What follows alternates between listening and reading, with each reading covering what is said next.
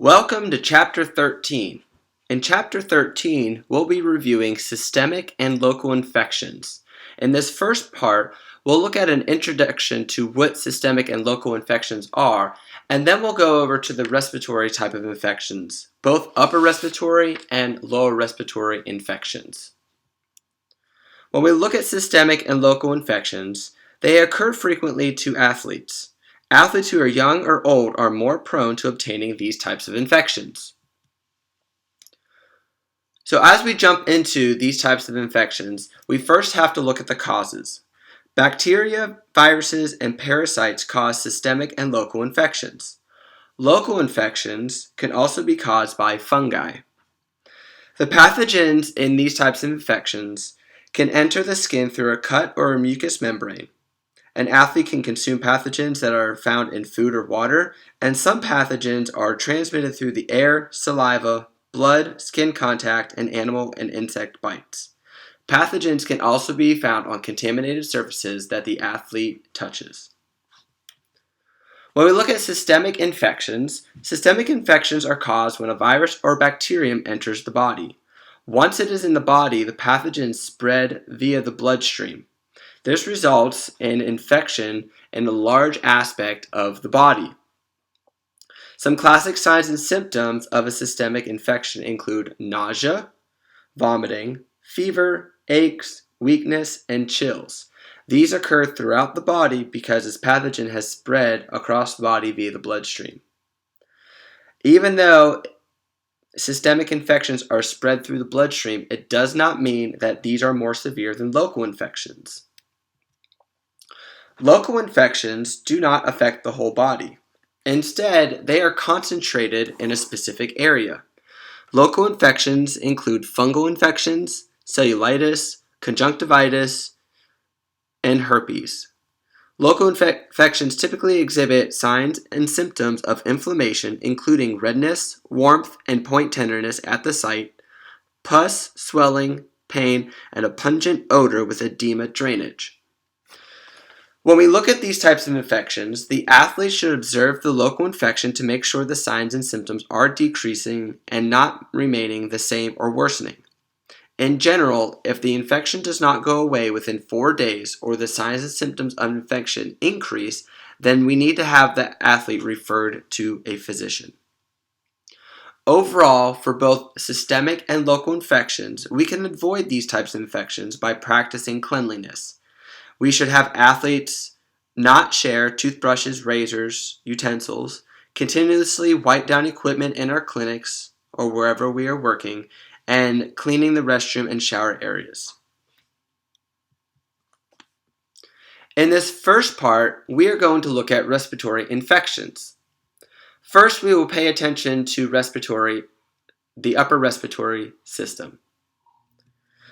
The upper respiratory system includes the sinuses, nose, mouth, throat, larynx, and trachea. And our first infection that we will look at is going to be acute rhinitis. Acute rhinitis is really what we call the common cold. A person obtains a cold through various means, including contact with nasal secretions from an infected person during handshaking, water molecules in the air containing the virus transferred through a sneeze or sharing a cup. The contagious period for this type of infection is 1 to 2 days after symptoms arise. When we look at the signs and symptoms for acute rhinitis, we see a person at first has a sore throat and a feeling of malaise. Then a runny nose and a cough accompanied by sneezing develops. The nasal mucus is clear and thin at first, and then it can turn thick and yellowish-greenish in color.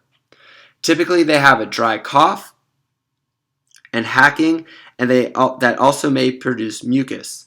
When we look at treatment, over-the-counter medications can decrease signs and symptoms of the illness, and these types of infections will last about 4 to 10 days.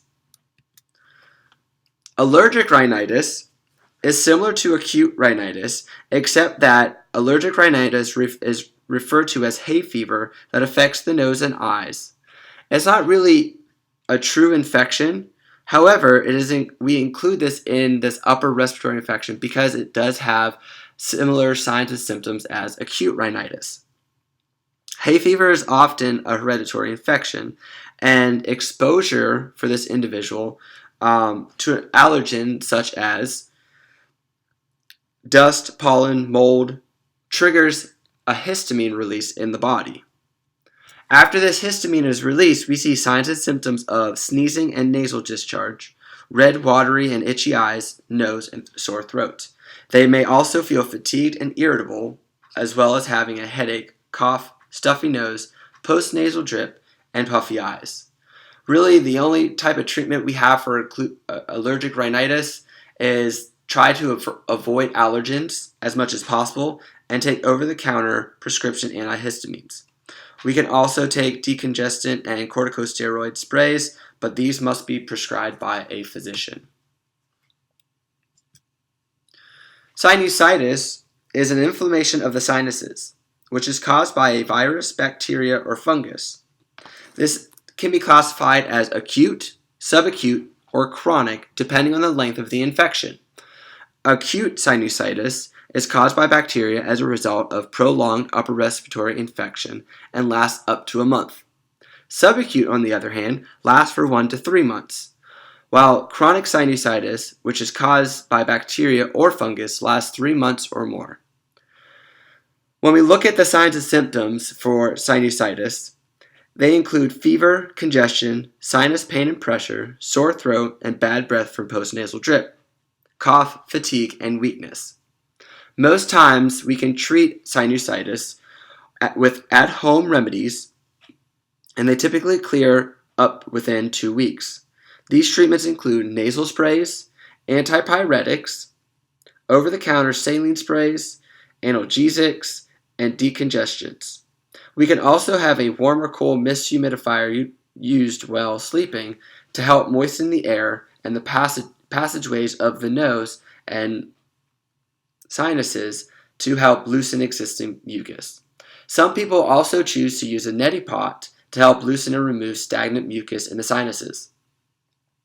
If this does continue for a long period of time and self-treatment does not alleviate sinus symptoms, we need to refer the athlete and they may require antibiotics to clear up the infection. Pharyngitis is commonly called a sore throat.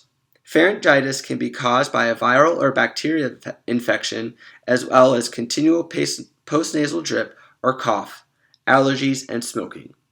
There are 2 different types of pharyngitis. We have viral pharyngitis. Viral pharyngitis occurs with the common cold or flu. On the other hand, bacterial pharyngitis infections are caused by group A Streptococcus bacteria. This bacterium is the most common cause of strep throat. When we look at having strep throat, as you can see in the picture, the strep throat is very painful, and we need antibiotics to treat it. Signs and symptoms of pharyngitis include fever, joint pain, muscle aches, headache, swollen lymph nodes, typically around the back of the throat and neck, and nasal congestion. The athlete can lessen the aggravating symptoms and signs by taking oral and topical analgesics, using a humidifier, saltwater gargles, ingesting fluids, and getting enough rest. Sometimes, however, these at-home treatments may not be enough, and if they worsen, we need to refer the athlete to a physician, and they may need antibiotics to get rid of the infection. Laryngitis, also referred or is an infection to the larynx, which is also called the voice box. Laryngitis can be classified as acute or chronic. Acute laryngitis is an inflammation of the larynx from a viral infection or by overuse, such as continual yelling. A bacterial infection rarely can cause laryngitis. Acute laryngitis often occurs with or as a result of an upper respiratory infection. On the other hand, chronic laryngitis occurs due to work or habit-related overuse, smoking, inhaling allergens or pollutants, GERD, or chronic sinusitis. Signs and symptoms typically include hoarseness and change in sound of voice, a sore, dry, and painful throat, and continual coughing. These typically last approximately 1 week or to a couple weeks. Treatment for laryngitis includes ingesting plenty of fluids to moisten the area, taking analgesics, and resting the throat by decreasing voice communication, singing, and other strenuous activities to the voice. If the athlete exhibits a fever over 103 degrees Fahrenheit, makes high-pitched sounds, has trouble breathing, drools excessively, or has difficult swallowing, then we need to refer them to the ER immediately. Next, we will jump over to lower respiratory system. We will look at a few different infections to the lower respiratory system. The first one is influenza, or what we typically call the flu. Viruses cause this highly contagious and potentially deadly infection. The flu affects the nasal passageways to the lungs, and the virus spreads through water molecules, such as when a person sneezes or coughs. The flu virus can also thrive on surfaces such as tables and clinics. People are typically contagious a day before flu signs and symptoms are apparent, and approximately 5 to 7 days afterwards, for a total of about 7 to 8 days. Signs and symptoms include fever over 100 degrees Fahrenheit, fatigue, weakness, muscle aches and pains, cough, nasal congestion, and headache. When we look at the treatment for the flu, the CDC notes that the best way to prevent the flu is getting the vaccine each year. Most times when we look at the flu vaccine, this is typically given in the winter months when the flu season is predominant. When a person is inoculated and is not inoculated and is affected with the flu, they need to rest and take in fluids. Basically, what we have to have the person do is let the flu run its course, but we can also use over-the-counter prescription antiviral medications to help reduce the flu signs and symptoms. Our next lower respiratory infection is bronchitis. When the bronchi are inflamed, the illness is called bronchitis. Bronchitis can be categorized as acute or chronic. Acute bronchitis lasts a short duration, usually 1 to 3 weeks, compared to chronic bronchitis, which lasts months or years. When we look at chronic bronchitis, this is most commonly caused by smoking. Air toxins, including pollutants, chemicals, and gases, can also cause bronchial irritation for acute or chronic bronchitis. When we look at signs and symptoms of bronchitis, they typically include fatigue, chest discomfort, especially when deep breathing and coughing, low-grade fever, chills, and mucus production when coughing.